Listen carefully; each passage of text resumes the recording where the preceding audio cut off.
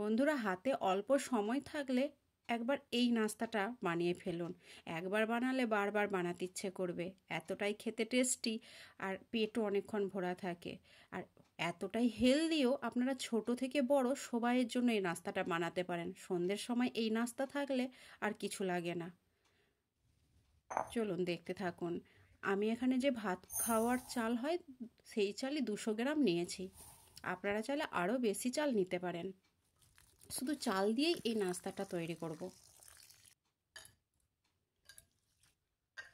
চালটাকে আমি ভালো করে 2-3 বার কচলে ধুয়ে নিলাম। এবার বেশ কিছুটা জল দিয়ে আমি এটাকে 3 ঘন্টা ভিজিয়ে রাখব। চাপা দিয়ে দিলাম, 3 ঘন্টা রাখছি ভিজানোর জন্য। 3 ঘন্টা পরে একটা মিক্সার জারে আমি চালটাকে নিয়ে মিক্সিতে ভালো করে পেস্ট করে নিচ্ছি। অল্প একটু জল দিয়ে দিলাম।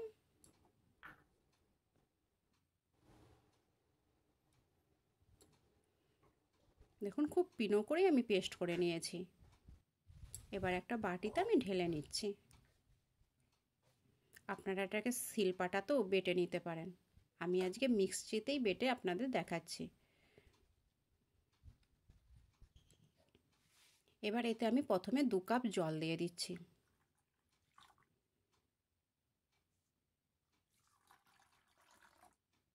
ভালো করে এটাকে এবার আমি জলের সাথে মিশিয়ে নেব।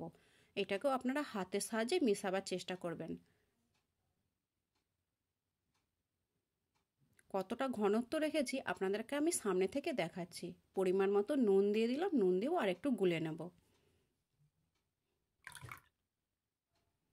খুব পাতলাও হবে না, আবার খুব জলের মতনও হবে না। দেখুন, বেটারটা আমি এই রকম ঘনত্ব রেখেছি। গ্যাস জ্বালিয়ে কড়া বসিয়ে দিলাম। কড়াটাকে ভালোভাবে আমি গরম করে নিয়েছি। এবার আমি ব্রাশের বদলে নিয়েছি কলা পাতার ডাঁটা।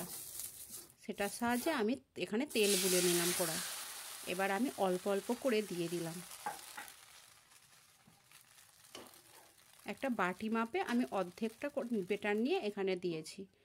এবার কিছুক্ষণের জন্য ঢাকা দিলাম। কিছুক্ষণ পরে দেখুন, ঢাকা খুলতে আমার দেখুন এরকম ছিদ্র ছিদ্র হয়ে গেছে। আর দেখুন, কড়া থেকে একেবারে উঠেও চলে আসছে।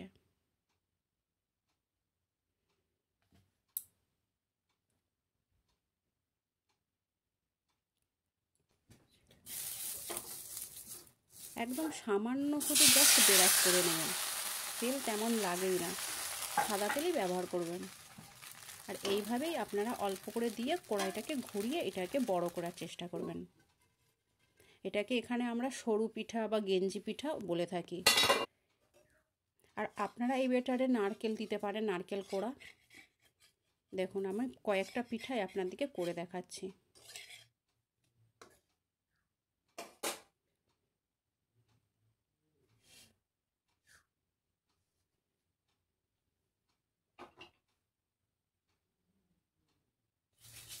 দেখুন, আমি কিন্তু বেশি তেল দিচ্ছি না, শুধু জাস্ট ঘুরিয়ে নিচ্ছি।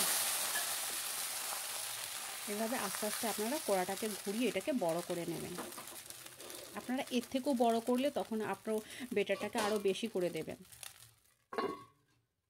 তবে খুব পাতলা করবেন না, বেটারে যেমন ঘনত্বটা দেখালাম ওই রকমই রাখার চেষ্টা করবেন।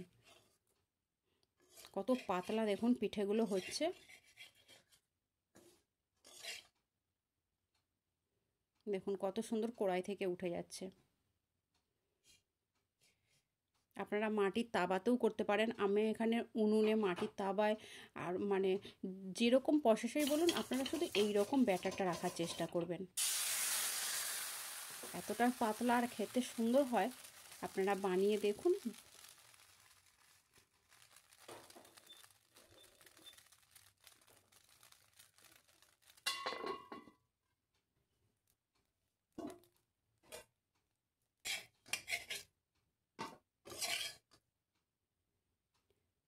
মানে চালটা ভিজা থাকলেই হয়ে গেল।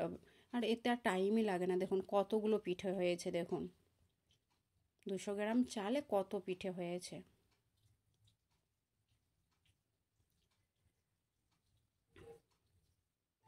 আর কতটা পাতলা দেখুন, আমার হাত দেখা যাচ্ছে। দেখুন এই যে ফুটো ফুটোর জন্য এগুলোকে আমরা গেঞ্জি পিঠা বলে থাকি,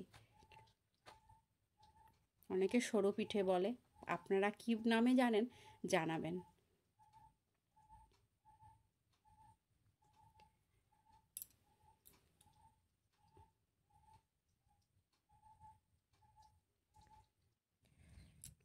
আমি এবার পরিবেশন করে দিচ্ছি।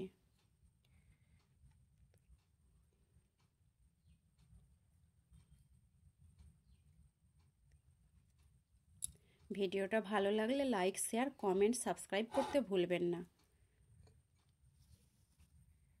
এখানে 1 বাটি দুধ দিয়েছি, দুধ দিয়ে খেতে খুব সুন্দর লাগে। আর অল্প চিনি দিয়েছি, চিনির বদলে আপনারা গুঁড়ো ব্যবহার করতে পারেন বা নাও দিতে পারেন। পাশে থাকার জন্য ধন্যবাদ।